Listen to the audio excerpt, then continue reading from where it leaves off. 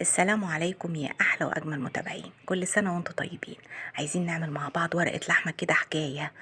هنعملها مع بعض بطريقه سهله وبسيطه، والخضار معاكي هيتن زي ما هو، واللحمه بتدوب دوب. يلا نقول بسم الله.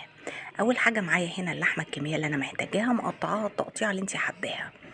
كمية خضار حلوة، بصل وجزر وطماطم وراس توم حلوة، وكمية بصل كبيرة، وكمان معايا بطاطس. جبت الطاسة نزلت فيها بمعلقتين من السمنة كده حلوين، فيهم 3 4 فصوص من التوم، وبدأت أنزل باللحمة عشان أديها صدمة وتاخد لون من ناحيتين، مع شوية ملح وفلفل أسود. أول ما تاخد لون معايا هشيلها، وهبدأ أنزل بالبصل في نفس الطاسة. شوية بصل كده يكونوا حلوين، حطيت قطعة زبدة، زودت كمان الزبدة أو السمنة، وبدأت أقلب لحد ما لقيته بدأ يدبل معايا. حطيت معلقة سكر صغيرة علشان تكرملي البصل كده ويبقى طعمه جميل. بعد كده هنزل بالخضار واحدة واحدة، أول حاجة البطاطس، وبعدين الثوم، وبعدين الجزر، الفلفل، الطماطم.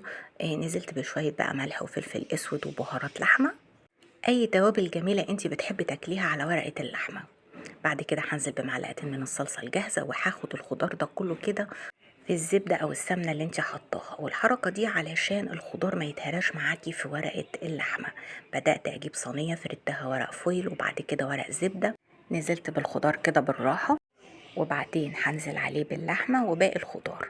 اهم حاجة تقفليها كويس جدا. ورقة اللحمة عشان تستوي معاكي حلو لازم تقفليها حلو قوي.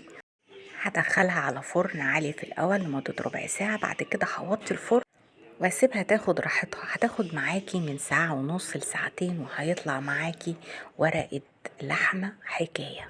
زبدة، الخضار ما تهراش عشان الحركة اللي احنا عملناها في الاول، وادينا له صدمة كله مع بعضه. هتطلع معاكي ورقة لحمة صح. جربوها حبايبي، هتعجبكم جدا. شوية مية في الصينية من بره علشان تستوي ما تتحرقش معانا، وبألف هنا.